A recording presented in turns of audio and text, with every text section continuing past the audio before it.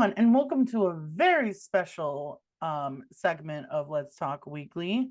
I'm the host, Grey, and today's highlight guest is Eduardo Vargas, who is running for Los Angeles City Council District 14. Now, go ahead and briefly tell us who you are, and we will go on for our interview. Hey, yeah, it's a pleasure to be with you, Gray. My name is Eduardo Vargas, but almost everyone in my community and in my family calls me Lalo. I was born in El Monte, and I was raised just in a lot of different areas in Los Angeles. And my family is mostly from Morelia, Michoacan. So I still have a strong connection to most of my family members that do still live in Michoacan. Originally, we're from like a small pueblo outside of the city. And then as the generations went on, we kind of moved towards the city. And then with my parents' generation, that's when we first set up roots here in LA. And right now, I'm a public high school teacher. Before that, I taught Spanish.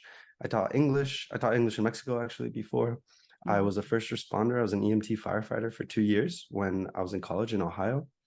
And pretty much everything in my life led me to be an anti-imperialist, to really my experience seeing my parents going through the process of trying to get their citizenship and how our family was treated in the process of becoming an American, I guess. So actually, I don't mean to cut you off. That's steering towards what I wanted to ask you. Do you mind expanding on your parents and your family background and where they were originally from? Yeah, of course. So yeah, my parents were originally from Morelia. They moved to the US in the 80s separately, and then they met here in the US. And yeah, my mother, so she finished high school here. And then my father was like a manual labor. I think his first job was actually doing sanitation, like picking up garbage for the city of Azusa, I believe. And then as time went on, my dad became a construction worker. He started working on flooring. My mother was in community college, but then she had me. And then, so that kind of messed up her plans a little bit. And when I was born, I think my mother still was undocumented.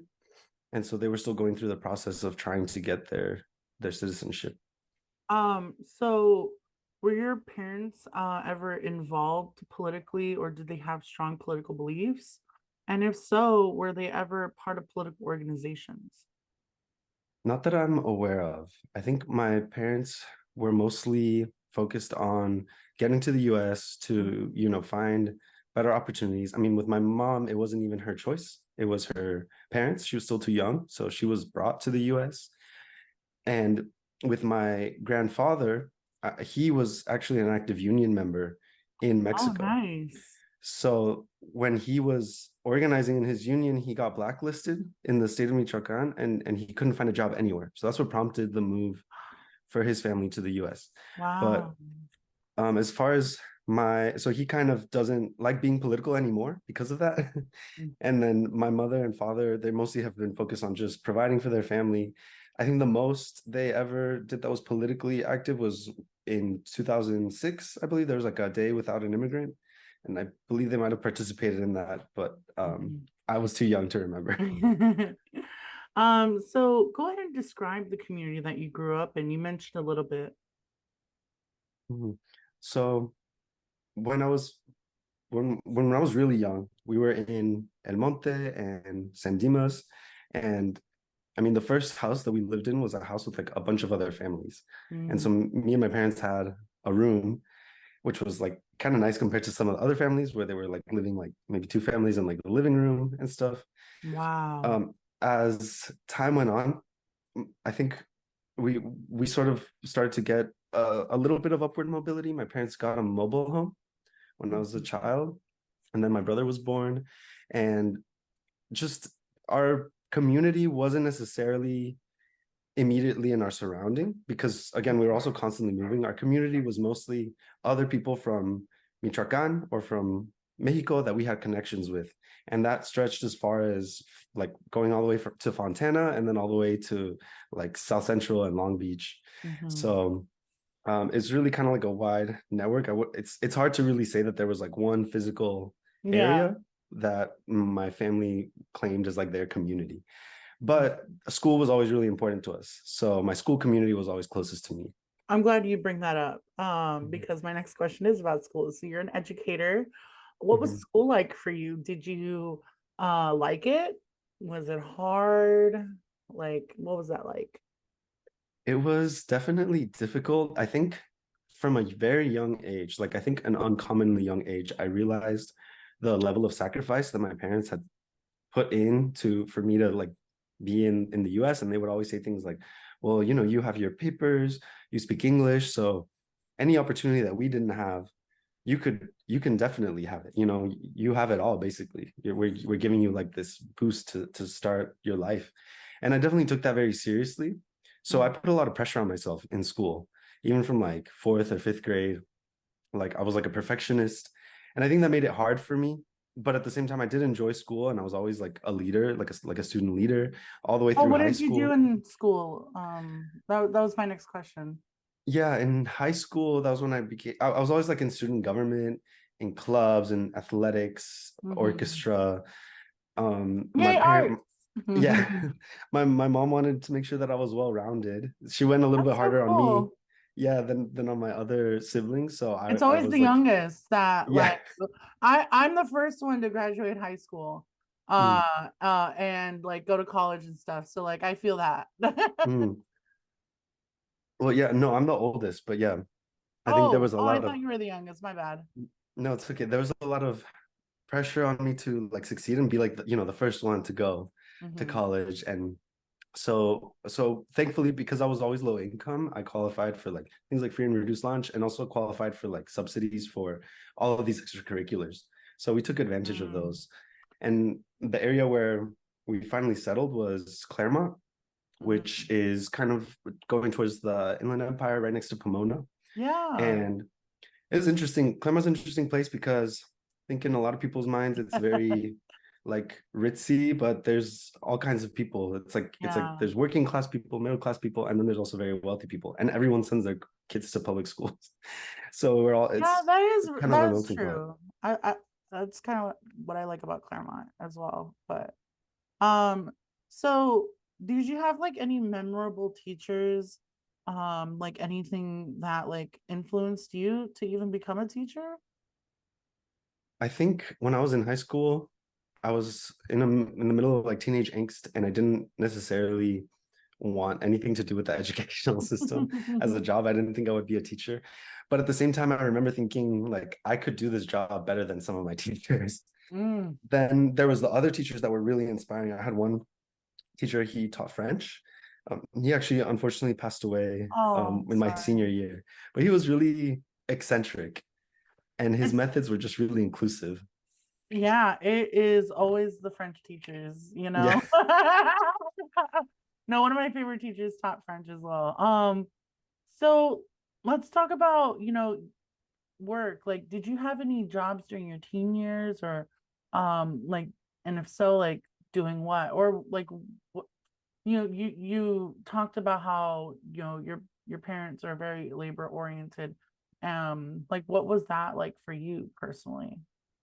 Yeah, well, my father always needed help with the construction, and he started out as an employee, and then he became like the co-owner of a company, Mhm. which was really just him and the other person doing the work. And then the other person retired, so then he got the the company. So it's kind of interesting. There was a lot of trial and error, a lot of racism and bias that he had to put up with to even get to that point. But my whole life, ever since I was a kid, I would like we would help out with the Mhm. business like manually. I don't want to get him in trouble for like child labor laws or anything, But it was like when we were kids, we In the would do back. just like easy stuff. Yeah. We would just do easy stuff like clean up or like, put papers in order. But then when I was in high school, he actually hired us and he would start to pay us to actually help him do some of the floor installation, removing carpets. So Wow. ever since my sophomore year of high school, I helped him out. And then that was all the way through college that I would help him in my summers. Nice, nice. And then were there times that you ever had to contribute to the family income? Um, Thankfully, I think for my family, we were able to achieve a level, an income level where I didn't have to do that. My parents never wanted to stress us out about the financial situation, but I do know that the hardest part was during the 08, 09 crisis. But they tried their hardest to like insulate us from that. I mean, we made sacrifices in terms of like what we ate and like the kinds of things that we would do, but they never really made us work to contribute extra income. We did help out with like the business, with the family business. And my mom had just graduated from college, so she got a new job. But I never had to worry about whether or not they were going to make like their mortgage. But that was a stress for them for sure. Yeah. Okay. And then, so going on post college, how can you actually share about like what you ended up studying and like how was like finding a job into your career path was like? I think a big part of choosing a career path for me was always like upward mobility. And I always liked helping people and I liked sciences. So initially, I wanted to go to medical school and be either a doctor or a surgeon of some kind and kind of do that part of the Heck American dream yeah. of like bring up my family with me. But when I was in college, I still like science. I majored in neuroscience, but then I also majored in Spanish literature and I did a concentration in Chicano studies. So I felt like that other part, the literature Chicano part, like I needed that just to make it through college. I went to a PWI. I went on scholarship and I needed it for my own fulfillment. And it was also like, it helped me not only finish my credits, but it helped me feel like my education was actually going towards something because it also made me decide that I didn't want to actually go into medicine. I wanted to help society in some other kind of social way. And that's when I started looking at teaching. And I started teaching after. And was finding a teaching job difficult or has that always been difficult? I think it depends on the location and the subject, but there's such a big teacher shortage that fortunately for now, it seems like there's really high demand for teachers. I did a program at Cal State LA called the Los Angeles Urban Teacher Residency. And it was specifically for teachers who want to teach science or STEM or disabled or special education. And that program then helped us find jobs within LA Unified. So I found there was basically no gap. I did my student teaching and I did my teaching credential. And then as soon as I finished, I found a job in LA Unified. Okay. Now, when we talk about the world, would you say it's changed since you were a little kid, maybe for the better or worse? Like, what do you think? I think there's both because when I was really young, 9/11 hadn't happened yet.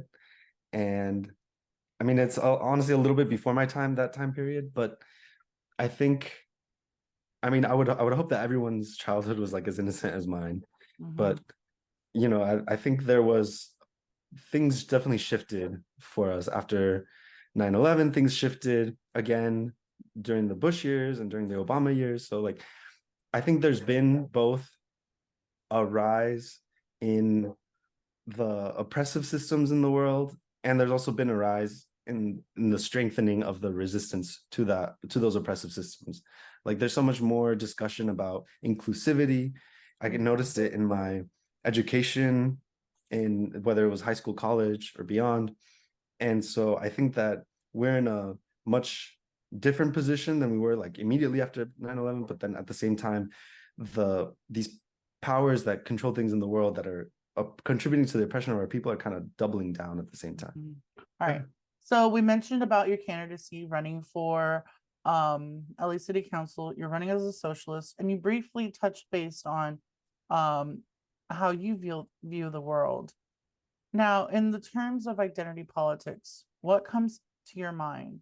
Do you think identity is the sole thing we should be thinking when it comes to diversity and representation? Or should the person have also a sense of substance to the character?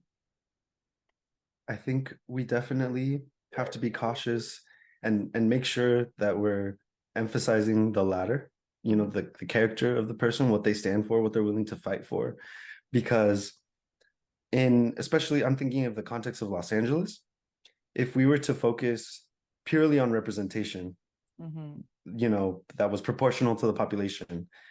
And if you take the city council as an example, every single city council seat would be Latino. But we know that that's not representative of every nationality in Los Angeles. And so I think where we should be going next is that for our leaders to truly represent us, that we cannot just evaluate them at a superficial or skin deep level. It's great to have representation, and we should be pushing for more women in politics. We should be pushing for more transgender and non-binary people in politics. But at the same time, we need to see what is it that they're fighting for and what are their values. And I think that where we find unity with the most amount of people is by organizing as a working class. And that's why I'm a socialist, because yes, I'm Latino, I'm queer, and I was born to undocumented immigrants, but there's a lot of people like that, but not a lot of people who are willing to organize and fight on the basis of what are the shared struggles of our class, no matter what nationality or background you're from. And I think that's where the conversation should go next.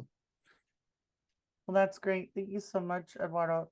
And folks, please consider checking him out. He's awesome. He has a great platform. And if you are in the LA area, especially in District 14, please vote for Lalo. Okay. All right, folks. And that's been a special highlight moment of Let's Talk Weekly. Take care.